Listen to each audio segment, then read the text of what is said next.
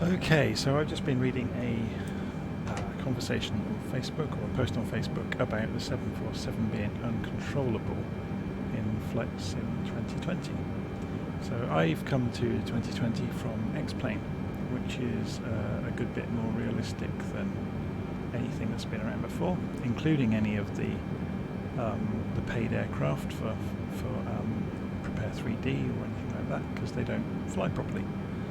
And while FS 2020 or Flight Sim 2020 is still not as good as X-Plane, it's a lot closer to it in terms of how the aircraft behaves. So also there were comments about the steering. I've had no problem whatsoever with the steering. So we're going to do a quick circuit around Edwards Air Force Base in 747 and see how we get on. All I've done is programmed the ILS to 110.1, which is the correct frequency for runway 26. Or sorry, runway 23, I should say, which is the actual direction of runway 23 is 226 degrees. So here we go. So I'm going to reset the view using F to get back to the centre. I'm going to sit myself up in the seat a little bit with the up arrow so I can see where I'm going more easily. I guess that's the equivalent of me craning around if it was a real plane. So we might as well check as well while we're here. Have I got the wheel brakes off? I have. So let's sit back up in the seat. Well, before we go anywhere, let's have a look at our flaps. We've got full flaps at the moment, so I'm going to take those back to 10 degrees. Wait for those to come. Actually, we could taxi out while they are moving. So I'm going to wind the engines up slightly, and we're rolling. The only thing I have found that's a bit strange that I hope they improve in the future is there's no difference between the rudder and the nose wheel steering yet. So you end up using the rudder to steer, which is just wrong. They should be separate inputs.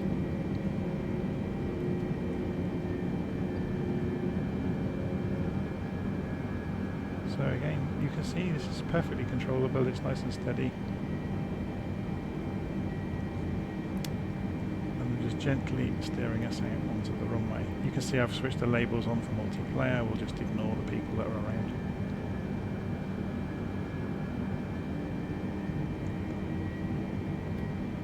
Can't imagine anybody's going to come too close to Edwards Air Force Base. You never know though, somebody might decide that it's a great place to come and have some fun with Flight Sim 2020. I have got the graphic settings turned down a bit, so that's why we're getting the blurriness on the runway. Okay, so we're out on the runway. Flap should be 10 degrees by now, I imagine. And we are good to go. So I'm going to open the engines up. And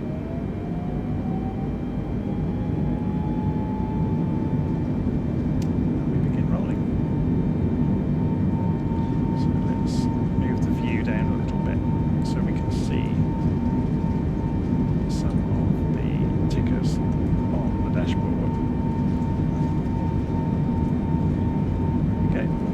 110, 120 knots, 130 knots, 140 knots. And it's starting to float on the runway, which is absolutely what you would expect. And I'm going to rotate. And we are up. Absolutely as you would expect. Gear comes up. I will leave it at 10 degrees flap. So I'm going to climb out at a 10 degree nose up attitude. And we're going to do a lazy turn until we're going 50 degrees, which is the reciprocal of the runway. It's actually about 45 degrees. So we've just cleared the runway. You can see the camera underneath the aircraft there.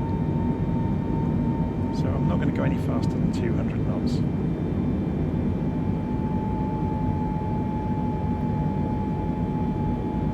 Nice big lazy turn.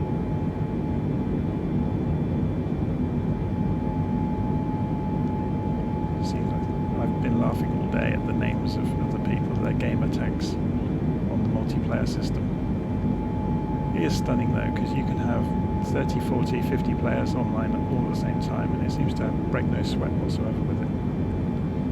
So we're gently climbing. We're up to, if I tried level for 5,000, seems like a good number. Comes the throttle.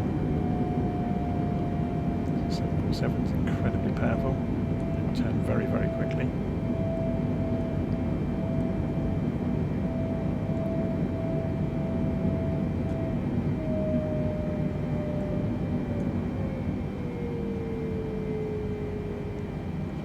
Gently level out for 50 degrees.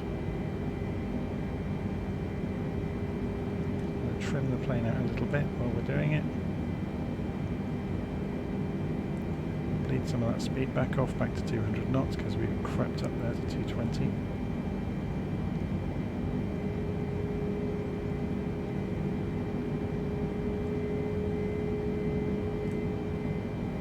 Trim the nose up a little bit.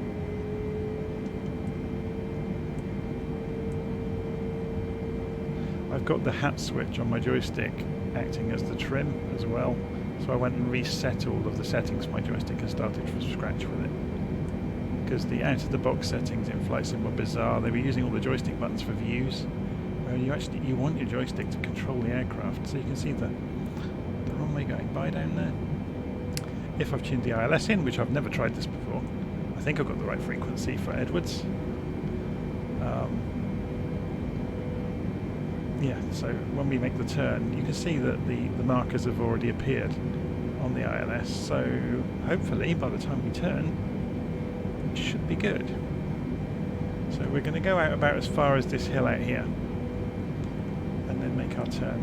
I don't know if you've noticed that the graphics drivers in Flight Sim 2020 use HDR, High Dynamic Range, so when you look down, it adjusts the brightness as your eyes would to see into the darkness. When you look at the brightness outside, you can see the cockpit has become dark and we can see outside. If we look down, outside becomes burnt out. So it's behaving like your eyes do. I'm not sure how that's going to behave when you've got a VR headset, if it will be usable or not. So it's worth pointing out I'm not touching the controls. I've just trimmed it and it's floating along perfectly nicely. All on its own. So we've now passed through the ILS beam, we're now above it. So we're going to wait until we get parallel with these rocks and then we'll turn round left and go back towards the runway and we'll see if we can land nicely and smoothly and as you would expect to, and steer off of the runway and go and park the plane afterwards. This is as much for me to learn and to kind of find out if the worries other people have had are valid or not, because I'm suspecting I'm going to be fine, and I'm suspecting the learning curve is for people that have not played an accurate flight simulator. But we'll find out. So I've been creeping left actually, so I may have some steering to do. So let's go and turn back round. So nice gentle turn again, keeping on the speed.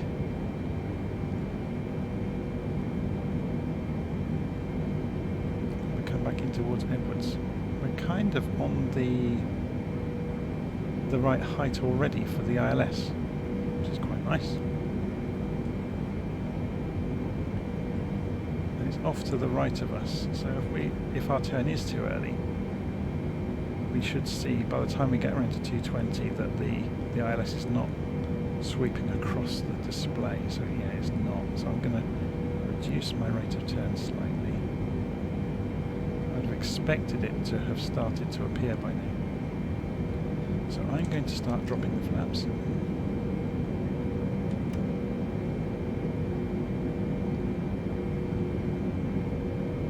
But here comes the ILS. Yeah, so it's judged that pretty well. We'll have a little bit of correction to do, but not much. So I'm slowly pulling the speed off and putting the flaps down at the same time. And there goes the gear as well. That will slow us down. So now we can start following the ILS. So this is behaving exactly as I would have expected a big heavy jet like a 747 to behave, to be honest. now I've got the flaps down, it's tending to hang on the wings a little. You can see it's kind of floating around a little bit. You'd expect that. The big jets in X-plane behave in exactly the same way.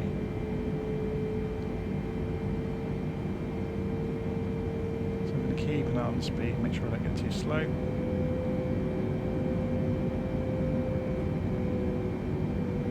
So we don't want to be any slower than maybe 150, because I've got fairly full tanks on this thing.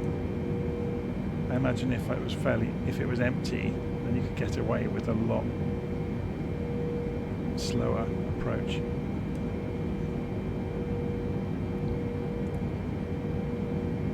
Don't really want to play games with stalling it onto the runway. So we're just following in slowly. We're a little bit low on the ILS, so I'll just raise the nose ever so slightly, which will bleed speed off, of course. So we'll add a little bit of throttle to deal with that.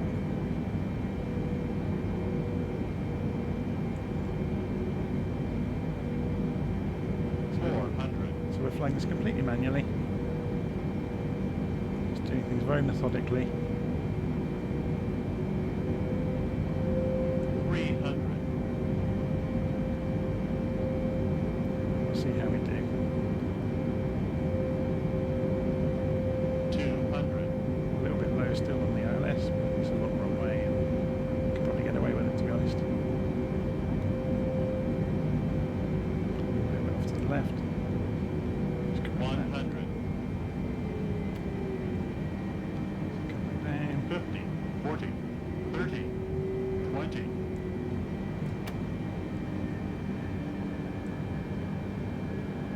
So we're floating above the runway. 10. It isn't perfect, but there we are, we're down.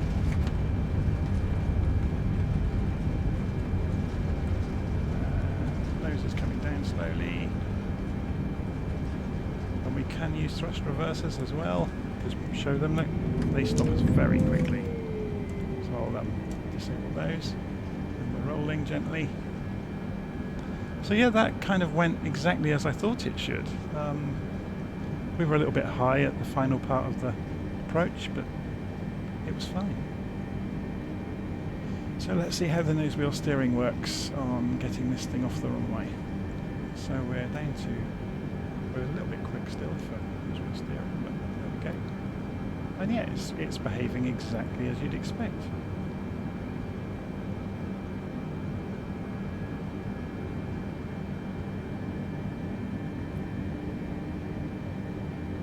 So my control I'm using here is a Thrustmaster stick that's got a twist for the rudder.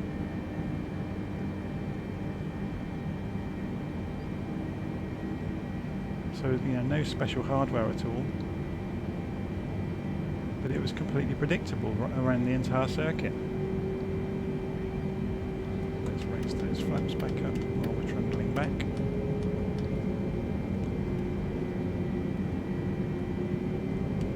It's interesting that the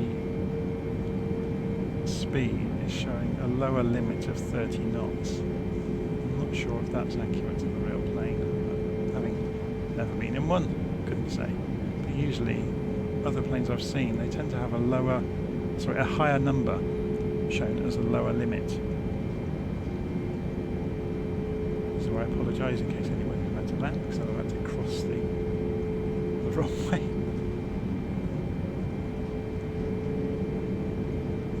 See what's parked up, and we'll just go and park up next to it.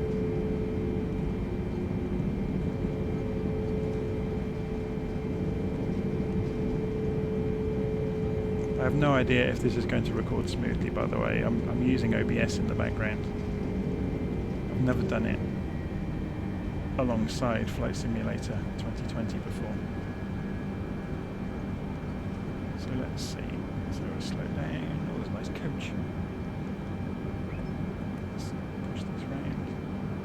Should we put our nose in amongst all this lot over here? Get in their way. Brakes on. And that's us done. So brakes on. Shut the engines down. Obviously, if we were going to do this properly, we would go around there and turn all the electric off and everything as well, and do it all in the correct order. So there you go. That was 747 at Edwards Air Force Base, and we did a nice circuit, and it kind of behaved as you would expect a 747 to behave. There are problems with the autopilot. I've had to play with it and did a couple of flights, and it doesn't track properly. But if you just fly it normally, or manually I should say, it's fine. As long as you don't throw it around, it will keep up with you and it will be absolutely fine. So there you go. That'll do for the moment.